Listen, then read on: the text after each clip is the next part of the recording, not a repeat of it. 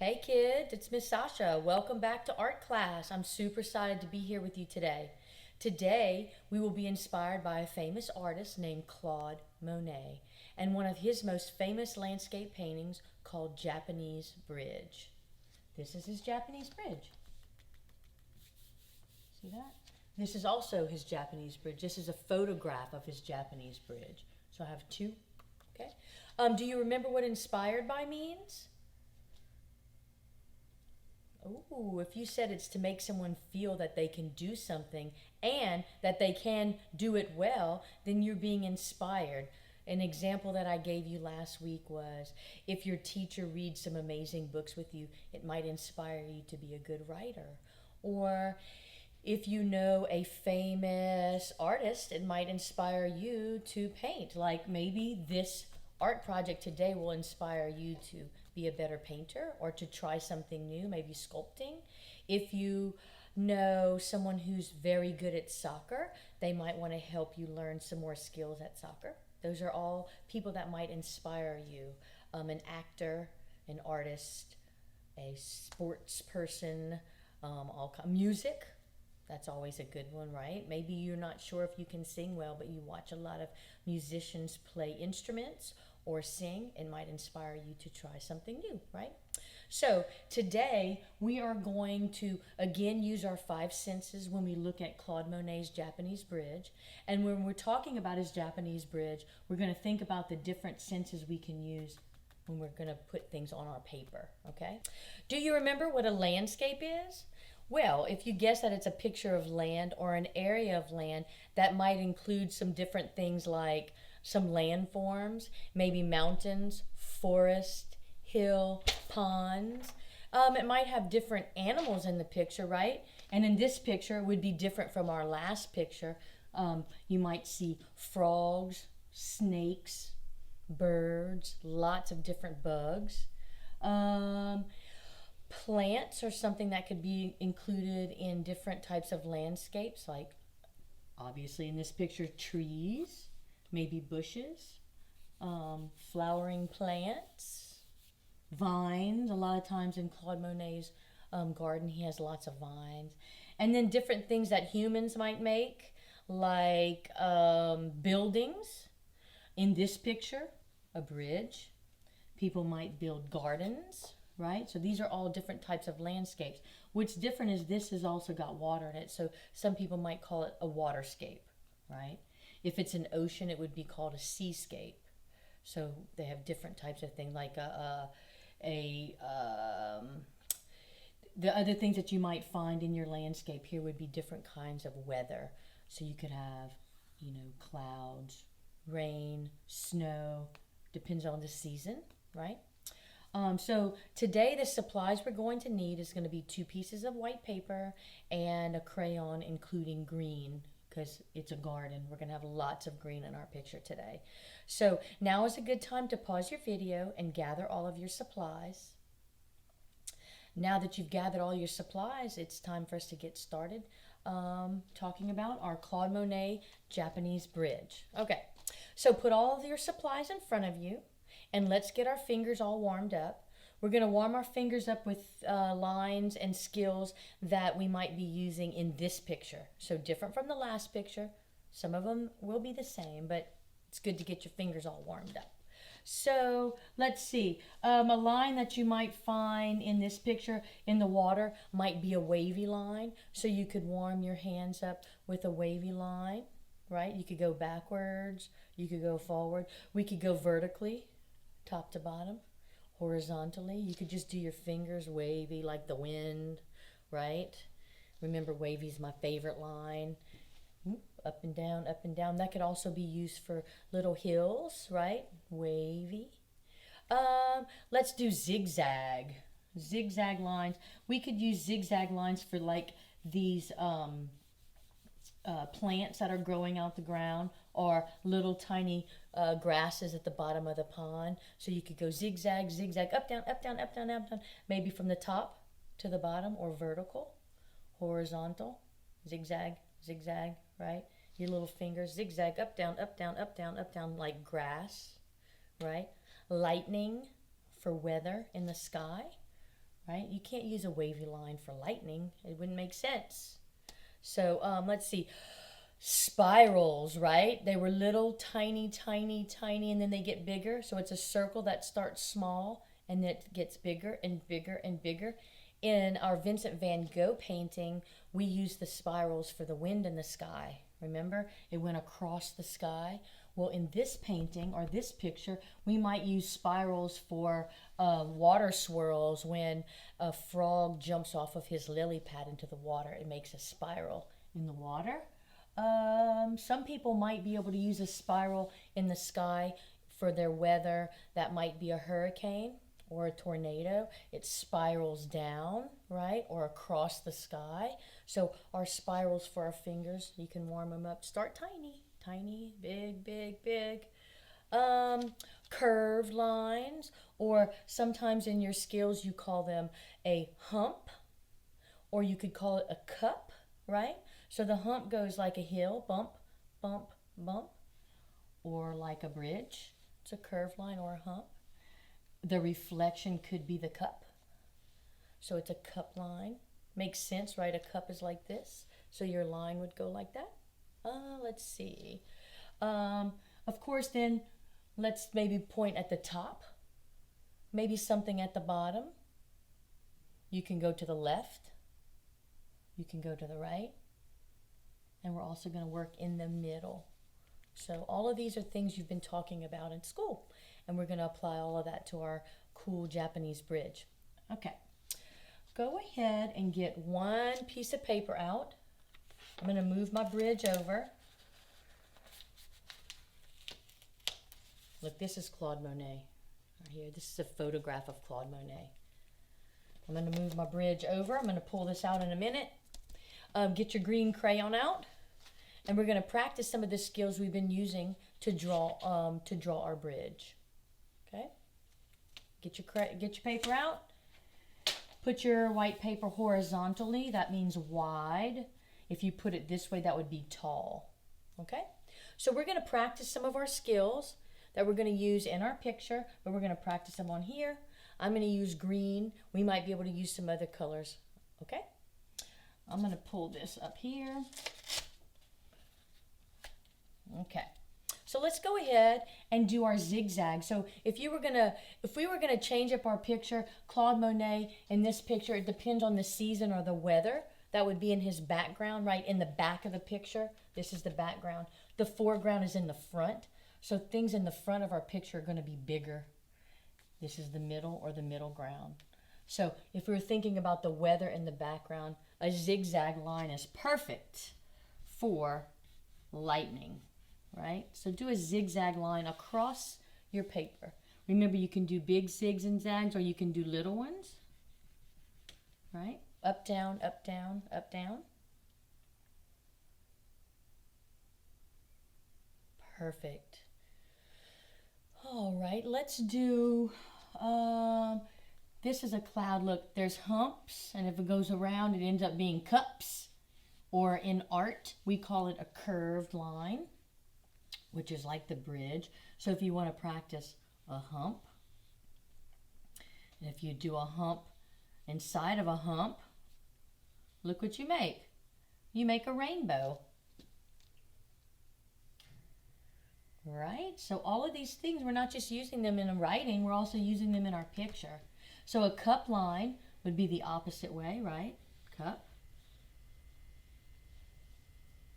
You can practice that. And then if you put cups or humps together, you can make a cloud. Look, watch. Cup, cup, and if it goes around, it starts to be a cup or a hump, makes a cloud. Or it could make a flower. If you put a circle in the middle and you do cups and humps around, you'll make a flower. Go ahead and practice some of those. While you're practicing some of those, I'll let you know that Monet painted this bridge, this very bridge right here, tons and tons of times.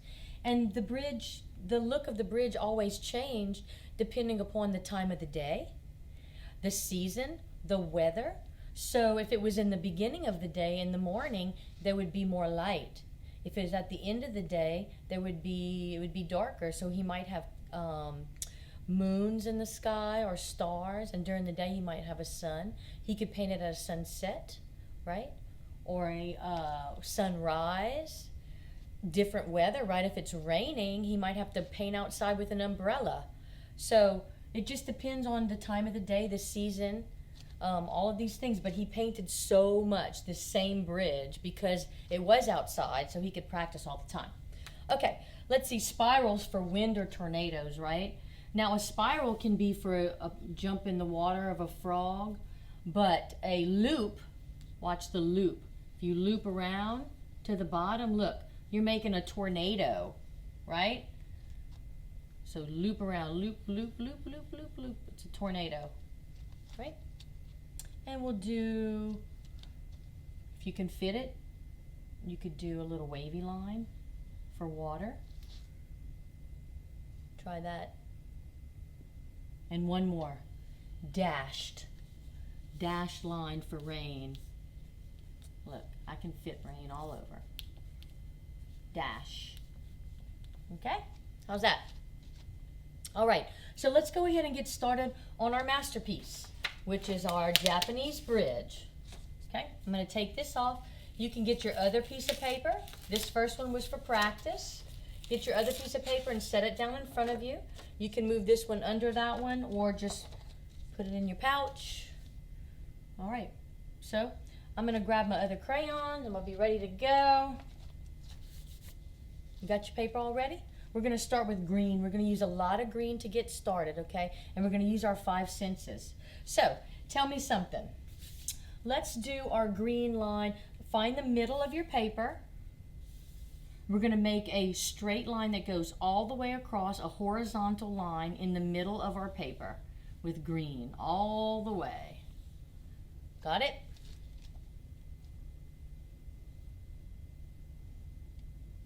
That wasn't too hard, was it? All right. Next, we are going to add some curved lines on the side of our paper.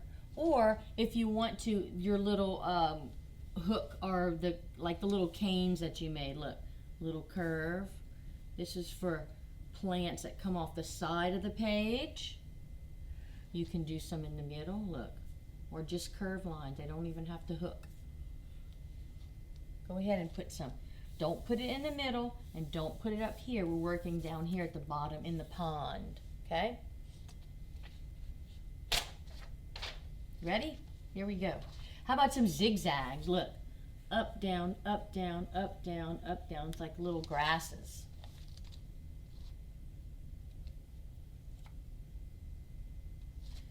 I think I might need some over here. Look. Curve, curve, curve.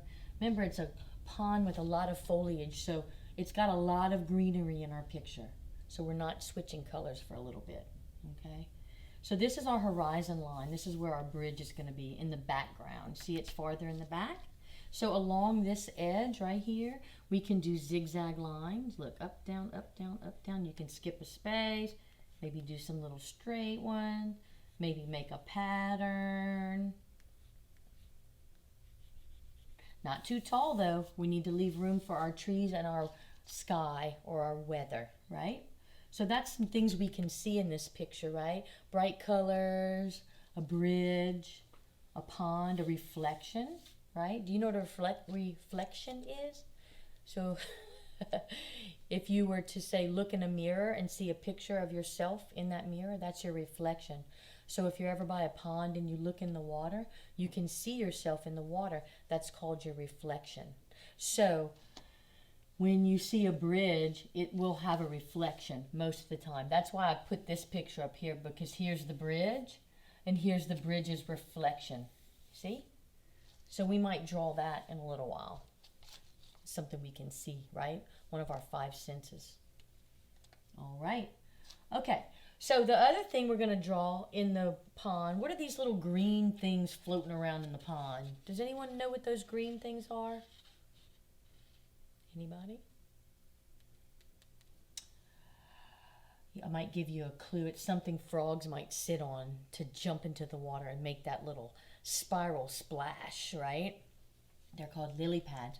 And their lily pads are flowers in the water.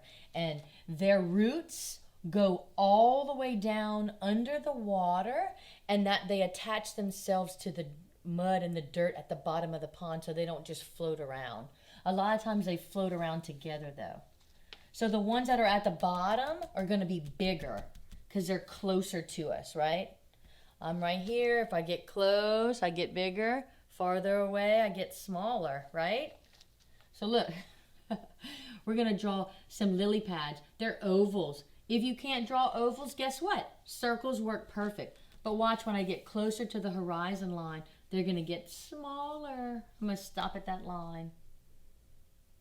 Some of your lily pads might have that little pie cut out of it.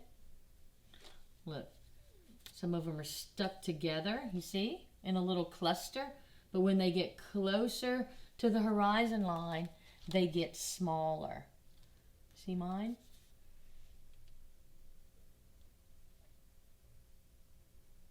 We're going to go back and add another color to these in a minute before we add our leaf lines or our veins on our lily pads.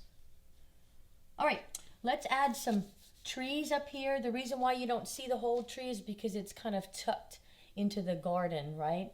And our paper is only so big. So we're going to do the branches.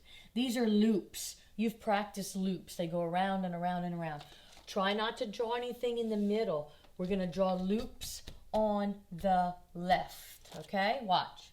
Start at the top and I go around and around and around and I loop all the way down to the horizon line. Look. Maybe a short loop, but not in the middle, okay? And these are wavy. Watch.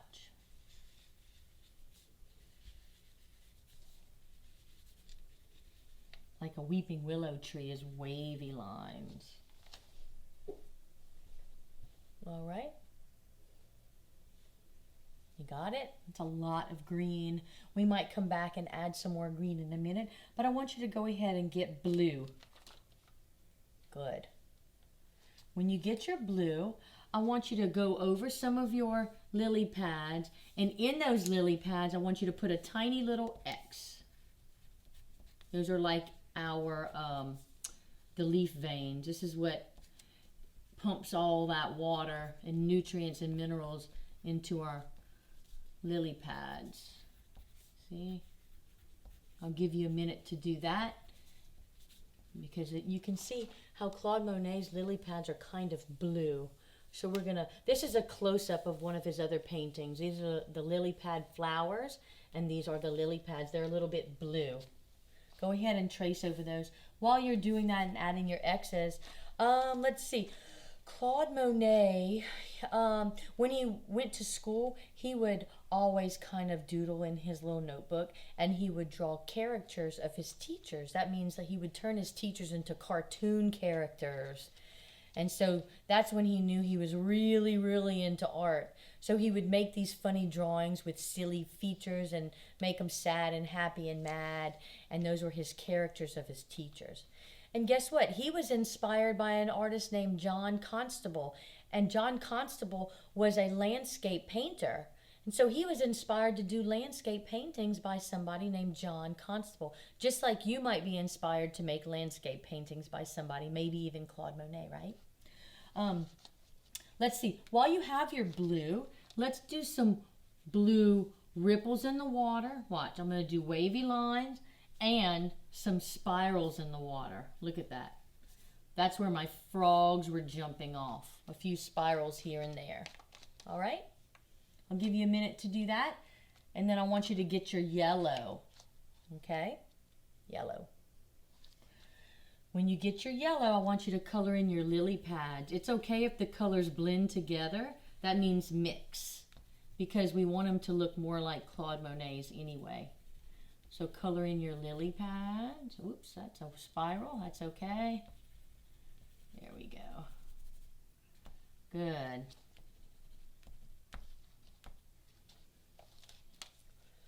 Go ahead and color in your lily pads with yellow. They'll mix with the blue and the green, and they'll start to look more like this. They're not going to look just like that, but they're going to look close enough, right? So while you're coloring those in, Claude Monet had something sad happen to him when he got older. And what started to happen to him was his eyes started to not work as well. And so he couldn't really see his paintings as much anymore. But he didn't really care about that. He still painted, even if his paintings were blurry. That was what he loved to do. So he would practice painting even though he couldn't see very well. But that was his passion. That was what he did, and that was what made him happy. So he continued to paint even though his eyes started to get blurry. All right? Okay, let's move on. I'm going to add some flowers. I'm going to get purple. I'm going to make these purple irises, and they're kind of like bunny ears. There's 2 big bunny ears and 1 off the top. And we know that bunnies don't have 3 ears, but it's a good way to help you to make them. They're ovals, or if you want to just do circles, look. 1, 2, 3 circles. You can do some up here too. You can put them wherever you want, just not in the sky up here. Some purple irises. Purple irises are actually the Louisiana state wildflower, but we're going to put them in his garden here because they're big and beautiful. So something that you might hear while looking at this painting might be some birds, right? Frogs, crickets. What else could you hear if you were looking into this painting or standing on this bridge?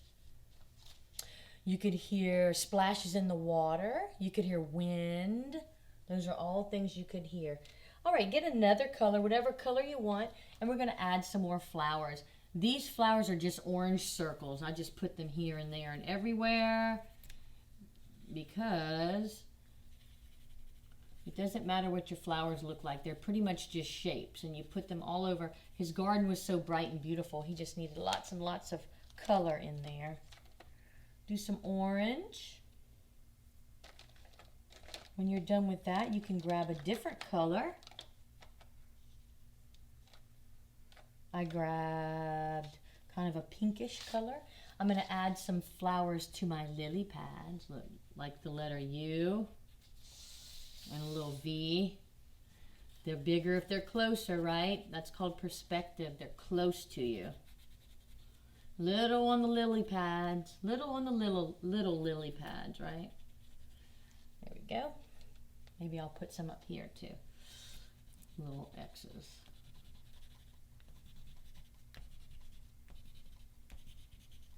Perfect. How's yours? All right. What is something you could touch if you were standing on this bridge, right? Using your sense of touch. Maybe you could touch the handles on the bridge, right? Maybe you could touch the cool water, right, with your hand. Maybe the soft grass, if it was soft or it wasn't snowing, right? Maybe you could touch the different plants, right? Lots of things to touch when you're in a garden. All right, go ahead and let's get our blue again. And I want you to go ahead and gently color in some water. You can go right over your other plants. Just kind of go and wiggle back and forth. It's okay if you go over your plants.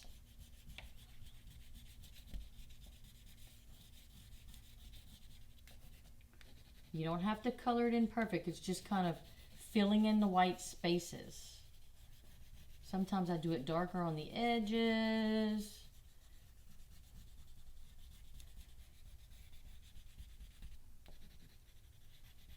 There. Maybe you have more ripples. If you can't see your spirals, you can add some more. Perfect. I'll give you a minute to color in that. What is something you could smell while looking in? If you were standing on this bridge, you could smell some different things. Maybe you could smell those flowers. You have tons of flowers. Maybe if someone cut the grass, you might smell some fresh grass cut. You could even smell pond water. If it's just been sitting there for a while, it might be kind of stinky. You never know. That's just using your sense of smell, right? Perfect. How about you get your brown crayon and let's make a bridge. This bridge has like 3 parts.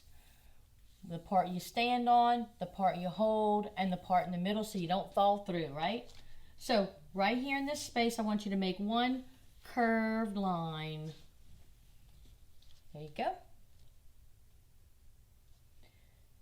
Once you have one, if it's really tall, you might put one under it as your second curved line.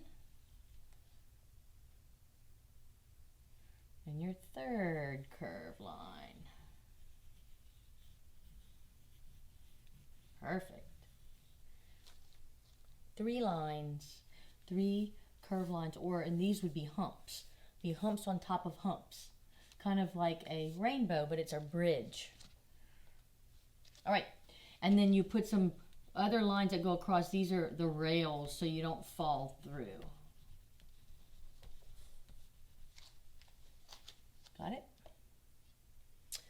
Let's see, we talked about sight, we talked about hearing, touch, smell, taste. Taste is hard unless they have fruit trees there. You could taste fruit off of the fruit trees. What if he had honeysuckle bushes that you could taste the honey off, or even maybe a beehive that has honey in it? You could taste that. You know, different seasons have different tastes too. You could taste the snow if you wanted. If it was good fresh water, you could have a cup of water, maybe. I don't know. So we have our bridge. Once you have your bridge, let's go ahead and make the reflection. The reflection is just like the bridge, but the opposite way. So find your little curved line and go underneath, curve, and make it meet that one. Then the second one, you're going to touch this one and this one. Watch. Curve down. Perfect. And the third one is the biggest one, so it's going to be the biggest one in your reflection.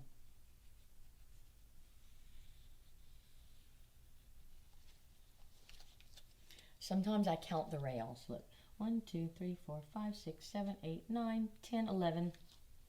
Watch. 1, 2, 3, 4, 5, 6, 7, 8, 9, 10, 11. There's my reflection. It's like if you're standing on the pond. If you were standing on the pond, you could see yourself standing on the bridge in the water in your reflection, right? Okay, so up here in this sky part, or in your background, I want you to think about the weather you want to see in your background. I did a daytime, like a sunrise up here. On this one, I think I might do nighttime. So if I was going to do nighttime, I could do a little moon, right? Oops. I could do a moon, a crescent moon, just like in Vincent van Gogh, right? And some circle stars, right? So you watch me for a minute, and then I'll give you a little time at the end. Look at my little stars. What if I'd like for them to glow? I could do spirals around them, right? Look. Perfect. If I wanted my sky to be a little bit darker, I could take purple, watch, and kind of color in my dark sky around my moons, around my stars, behind my trees. Look. So I'm going to give you some time after this video is done, and you can decide what your weather will be in your sky. It could be whatever you want it to be. You could have a rainbow, wind, rain. You probably can't have too much snow because it's got flowers, right? So you have to decide what that's going to be. All right? So I want to compliment you on your Claude Monet's Japanese bridge. Today we learned all about weather. We learned about background, foreground, middle ground. We used our 5 senses to look at our picture. I would like for you to pat yourself on the back. Claude Monet would be really proud of you and all your hard work, and he would think that your masterpiece is amazing. I look forward to seeing y'all next week. Have a great day.